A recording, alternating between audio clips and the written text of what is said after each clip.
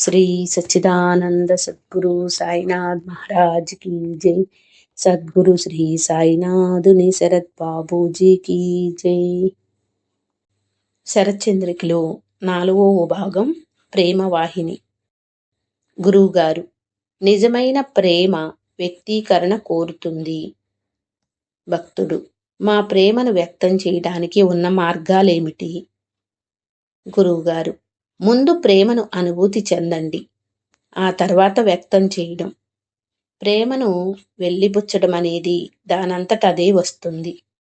ప్రేమను వ్యక్తం చేయడానికి ప్రతి ఒక్కరికి తమదైన మార్గం ఉంటుంది। ఇంట్లో 5గురు పిల్లలు ఉంటే 5గురు ఒకే రకంగా ప్రేమను వ్యక్తపరుస్తారా? వ్యక్తపరచడానికి ప్రతి ఒక్కరికి తమదైన పాందా ఉంటుంది। ఆ వ్యక్తీకరణను తార్కికమైన విశ్లేషణల పేరుతో, హేతుబద్ధత పేరుతో అనగద్రొక్కకుండా, ప్రతిఘటించకుండా ఉంటే చాలు। నేను భావోద్వేగానికి ఎక్కువ ప్రాముఖ్యతను ఇవ్వడానికి కారణం తర్కానికి, తార్కిక విశ్లేషణలకు భయపడి కాదు। ఎందుకంటే వాటికి పరిమితులు ఉన్నాయని, అవి పరిపూర్ణం కాదని నాకు తెలుసు। తల్లి తన బిడ్డను ఎటువంటి షరతులు లేకుండా ప్రేమిస్తుంది। దానికి కారణాలు గాని, విశ్లేషణలు గాని ఉండవు। నిజమైన భద్రతాభావం ప్రేమ నుండి వస్తుంది। నమ్మకం భద్రతాభావాన్నిస్తుందని అందరూ అనుకుంటారు, కానీ అది నమ్మకం వలన రాదు, ప్రేమ వలనే వస్తుంది। ప్రేమ నమ్మకాన్నిస్తుంది। తల్లి బిడ్డల మధ్య అనుబంధానికి కారణం నమ్మకం అనుకుంటున్నారా, లేక ప్రేమ అనుకుంటున్నారా? బిడ్డకు తల్లి మీద అంతులేని నమ్మకం ఉంటుంది। ఎందుకని? ఎందుకంటే ఆ తల్లికి పుట్టిన బిడ్డ కాబట్టి। తాను తల్లిని ప్రేమిస్తుంది, తల్లి మీద ఆధారపడుతుంది, అంతే। బిడ్డకు తల్లి మీద ఉన్న ఆ నమ్మకానికి ఎలాంటి కారణాలు ఉండవు। తర్క వితర్కాలు, సిద్ధాంతాలు ఉండవు। అది తల్లి యొక్క అర్హత అనర్హతల మీద ఆధారపడి ఉండదు। భక్తుడు, కానీ ప్రేమ పెరగడానికి సమయం పడుతుంది కదా? గురువుగారు, ప్రేమను వ్యక్తపరిచినప్పుడు అది పెరుగుతుంది, దానంతట అదే పెరగదు। ముందు మనలో ప్రేమ ఉందని గుర్తించాలి, తర్వాత దానిని ఎంతగా వ్యక్తపరుస్తామో అది అంతగా పెరుగుతుంది। భక్తిగా మనం చేసే పూజా విధులన్నీ ఏమిటి? అవన్నీ మన ప్రేమకు వ్యక్తీకరణలే। ఉదాహరణకు, తండ్రి ఆఫీసు నుండి ఇంటికి వచ్చేటప్పుడు తన పాప కోసం ఒక డ్రెస్సునో, ఒక బొమ్మనో తీసుకువస్తాడు। కానీ ఆ పాపకు ప్రత్యేకంగా బొమ్మ కావాలనో, డ్రెస్సు కావాలనో ఉండదు। కానీ తన తండ్రి తనకు ఏదో ఒకటి ఇవ్వాలనుకుంటుంది। తండ్రి ఎంతగా ఇస్తూ ఉంటాడో అంతగా ఆ పాపకు తండ్రితో అనుబంధం పెరుగుతుంది। తండ్రికి కూడా ఆ పాపతో మరింత అనుబంధం పెరుగుతుంది। నా ప్రేమ నా గుండెల్లో ఉంటే చాలు, బయటకు చూపాల్సిన అవసరం లేదు। అయినా అసలు ఇలా చూపించాల్సిన అవసరం ఏమిటి? ఏ తండ్రైనా ఇలా అనుకుంటాడా? ఒకవేళ ఆ తండ్రి తన ప్రేమను వ్యక్తం చెయ్యకపోతే, తన బిడ్డను తాను అలా దగ్గరకు తీసుకొని ముద్దు చెయ్యకపోతే, కొంతకాలానికి తన ప్రేమ పొడిబారిపోతుందన్న విషయం అతనికే అర్థమవుతుంది। అందుకనే ప్రేమను ఎప్పుడూ వ్యక్తం చెయ్యాలి। ఈ పూజా విధులు, నమస్కారం చేయడం, అగరబత్తీలు వెలిగించడం, పువ్వులు సమర్పించడం, ఇలా భక్తి వల్ల వచ్చిన ఇవన్నీ కూడా ప్రేమ నుంచి పుట్టినవే। ప్రేమను వ్యక్తం చేస్తున్నంత వరకు అవి నిజమైన పూజా విధులు। అలా కాకపోతే వాటికి విలువే లేదు। మనం చేసే పని ఏదైనా మన ప్రేమను వ్యక్తం చేస్తున్నంత వరకు అది పూజే అవుతుంది। భక్తుడు, గురువుగారు, భక్తి అనేది దానంతట అదే కలుగుతుందా, లేక మనం పెంపొందించుకోవాలా? గురువుగారు, మనలో భక్తికి తొలి ప్రేరణ సహజంగానే కలగాలి। ఒకసారి అది మొలకెత్తాక దానిని రకరకాల మార్గాలలో పెంపొందించుకోవచ్చు. మనం ఎవరినైనా ప్రేమించినప్పుడు ఆ ప్రేమను వ్యక్తపరచడానికి చేసే పనులని తిరిగి మళ్ళీ మనం చేసినప్పుడు మనలో అదే భావోద్వేగం కలుగుతుంది. ఉదాహరణకు, ఎవరైనా ఆనంద పారవస్యములో ఒక అందమైన రాగాన్ని స్వరపరిచి దానిని మీకు వయోలిన్ మీద వినిపిస్తే మీరు కూడా అదే పారవస్యానుభూతిని పొందగలుగుతారు. ఒక తండ్రికి తన బిడ్డ పట్ల ప్రేమ కలిగినప్పుడు బిడ్డను దగ్గరికి తీసుకొని ముద్దు పెట్టుకుంటారు. అది ఆయన ప్రేమకు సహజమైన వ్యక్తీకరణ. కానీ అతనికి అంతటి ప్రేమ భావన లేనప్పుడు కూడా తన బిడ్డను దగ్గరికి తీసుకొని ముద్దు పెట్టుకున్న మరుక్షణం అతనిలో అదే ప్రేమానుభూతి కలుగుతుంది. భక్తుడు అంటే మనం చేసే పనులు భావోద్వేగాన్ని కలిగిస్తాయా? గురువుగారు: అవును. కేవలం భక్తి విషయంలోనే కాదు, మీరు చేసే ప్రతి దాంట్లో ఈ విషయాన్ని చూడవచ్చు. మనం చేసే పూజా విధులకు అర్థం ఇదే. మీలో భక్తి భావాన్ని కలిగిస్తున్నంత వరకు మనం చేసే ఆ పూజా విధికి అర్థం ఉంటుంది. పూజా విధుల యొక్క ఉద్దేశం ఇదే. పూజా విధులన్నీ ప్రేమకు వ్యక్తీకరణలుగానే మొదలయ్యాయి. అవన్నీ కూడా ఒక విధమైన భావోద్వేగాన్ని వ్యక్తం చేసేవే. వాటిని తిరిగి తిరిగి చేయడం ద్వారా మనలోనూ అదే భావోద్వేగం కలుగుతుంది. భక్తుడు: కానీ అవి కొన్నిసార్లు యాంత్రికమవుతాయి కదా? గురువుగారు: అవి యాంత్రికమైతే ఆ పూజా విధులకు అర్థం లేదు. అప్పుడు వాటిని మీరు వదిలిపెట్టేయవచ్చు. కానీ కొన్నిసార్లు అవి అర్ధరహితమైనవిగా కనిపించినప్పటికీ మనం వాటిని తిరిగి తిరిగి చేయడం ద్వారా అవి మనలో ఆ భక్తి భావాన్ని కలిగించవచ్చు. మనలో ప్రేమను రగిలించి దానిని సంరక్షించుకోవడానికి ఇక ఏ దారి లేనప్పుడు మనకుండే చిట్ట చివరి మార్గం ఇదే. భక్తుడు: మీరు తరచుగా గురువుకి భక్తుడికి మధ్య సంబంధం తల్లికి బిడ్డకి మధ్య ఉండే సంబంధం లాంటిది అని అంటారు. అయితే మేము ఎప్పటికీ ఒక బిడ్డగానే ఉండిపోతామా? అసలు ఈ బిడ్డ ఎప్పటికైనా ఎదుగుతుందంటారా గురువుగారు? గురువుగారు: మనమంతా పిల్లలమే, ఎదిగిన పిల్లలం. మీరు ఒప్పుకున్నా ఒప్పుకోకపోయినా, మీకు నచ్చినా నచ్చకపోయినా మిమ్మల్ని నేను పిల్లల్లాగే చూస్తాను.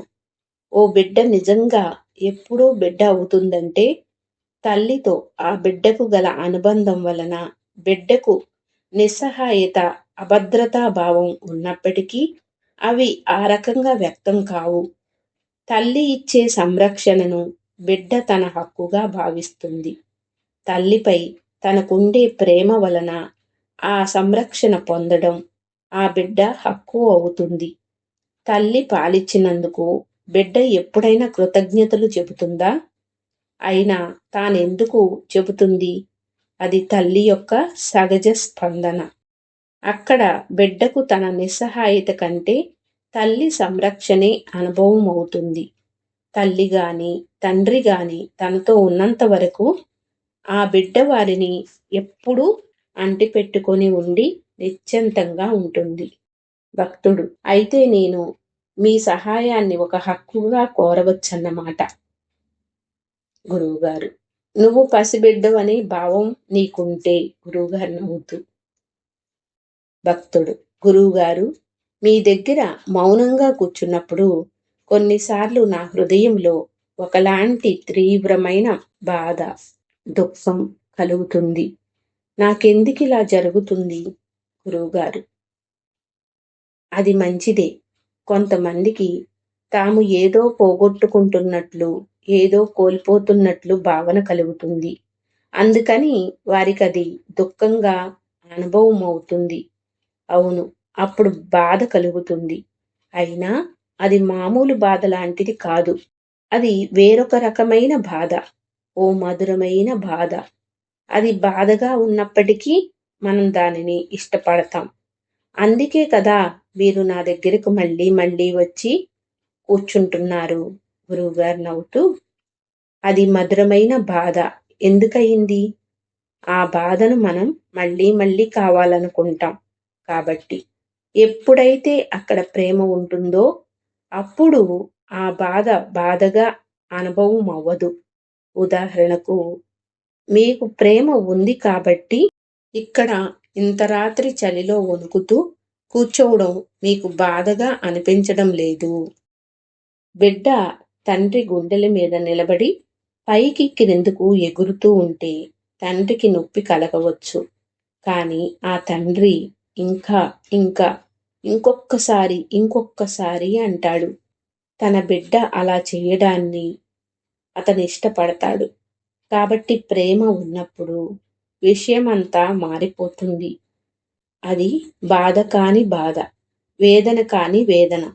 అప్పుడు ఆ ఎడబాటు వేరుగా ఉంటుంది. ఆ వేచి ఉండడం వేరుగా ఉంటుంది. భక్తుడు, మనం చేసే పనులు మన కోసం కాకుండా భగవంతుని కోసం చెయ్యాలా? మనం అలా చేస్తే మన ప్రేమ పెరుగుతుందా? గురువుగారు, ఒక పాప ఏం చేసినా తన కోసమే తాను చేసుకుంటుంది. తండ్రి కోసం చెయ్యదు. తన ఆనందం కోసమే తాను ఆడుకుంటుంది. కానీ తాను ఆడుకునే బొమ్మలన్నీ తన తండ్రి ఇచ్చినవేనని, బహుకరించినవేనని ఆ అమ్మాయికి తెలుసు. ఆ అమ్మాయి ఆ బొమ్మలతో ఆడుకోవడాన్ని ఎంతగా ఇష్టపడుతుందో, ఎంతగా వాటితో ఆడుకుంటుందో అంతగా తనకు ఆ బొమ్మలు ఇచ్చిన తండ్రిని ప్రేమిస్తుంది.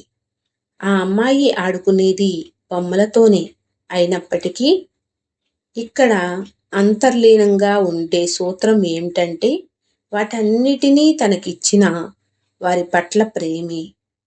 మీ జీవితం యావత్తు ఒక బహుమతే.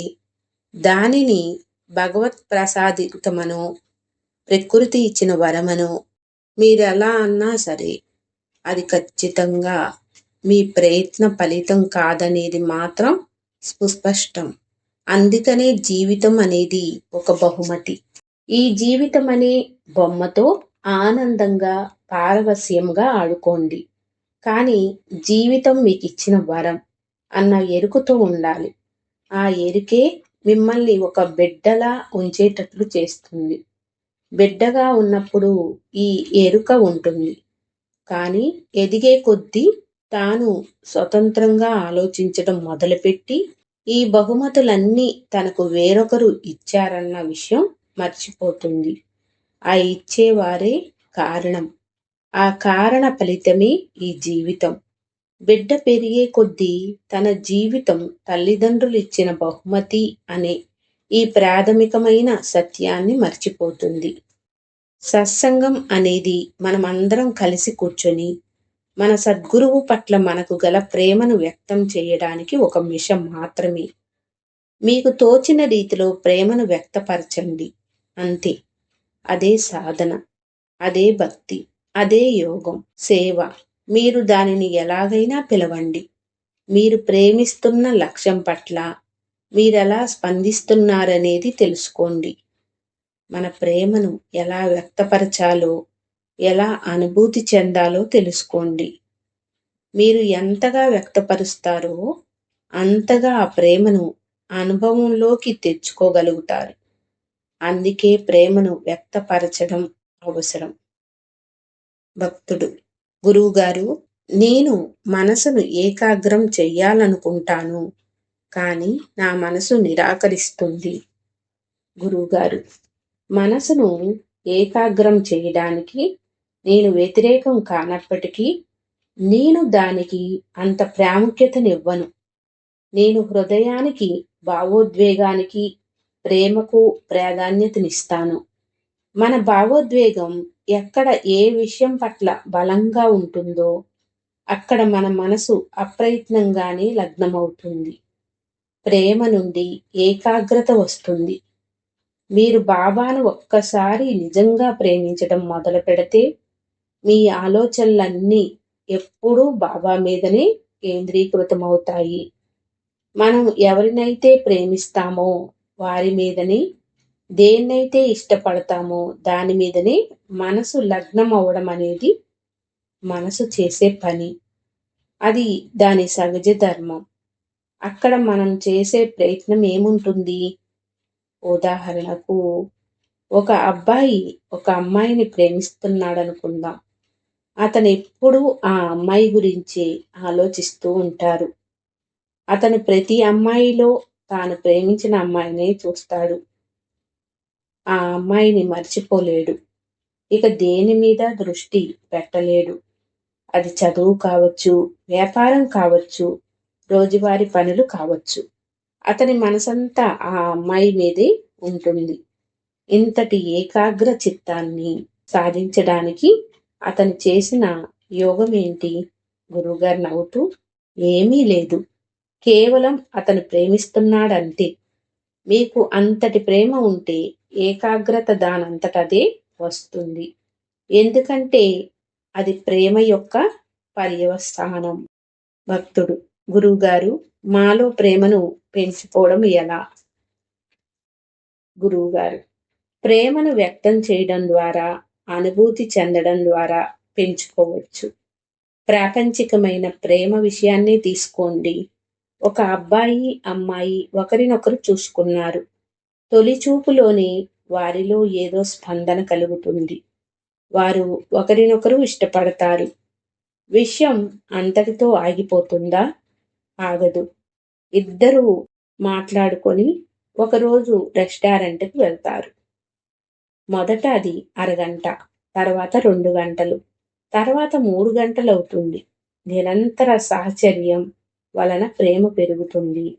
ఆ తర్వాత ఒక దశలో వారు ఒకరినొకరు వదిలి ఉండలేక ఇంకా దగ్గర కావాలనుకుంటారు. ఒకరి పట్ల ఒకరు తమ ప్రేమను వ్యక్తం చేయాలనుకుంటారు. నీకు తెలుపు రంగు ఇష్టమా? అయితే నేను తెలుపు డ్రెస్ వేసుకుంటాను. ఇలా ఎప్పుడూ తాను ప్రేమించే వ్యక్తిని సంతోషపరచడానికి ప్రయత్నిస్తూ ఉంటారు. అలా వాళ్ళ ప్రేమను వ్యక్తపరుస్తారు. అలా ప్రేమను వ్యక్తం చేసే కొద్దీ అది మరింతగా అనుభవం అవుతుంది. ఆ ప్రేమ ఎంతగా పెరుగుతుందంటే, నువ్వు లేకుండా నేను ఉండలేను, నువ్వే నా జీవితం, నేనంటూ లేకుండా నేనే నువ్వైపోవాలని ఉంది అనే స్థాయికి చేరుకుంటుంది. గురువుగారు నవ్వుతూ, సాధారణంగా లౌకికమైన ప్రేమలో ఇలాగే ఉంటుంది గదా. భక్తిపూర్వకమైన ప్రేమలో కూడా ఇదే సూత్రం వర్తిస్తుంది. కాబట్టి నిరంతర సాంగత్యం వలన అనుబంధం, ప్రేమ పెరుగుతాయి. మీకు అనుభవమైన ఆ ప్రేమను, ఆ మినుకు మినుకుమనే చిన్న దీపం లాంటి ప్రేమను నిలుపుకోవడానికి నిరంతర సాంగత్యం అవసరం. మీరు అనేక రకాలుగా ఆ సాంగత్యంలో ఉండవచ్చు.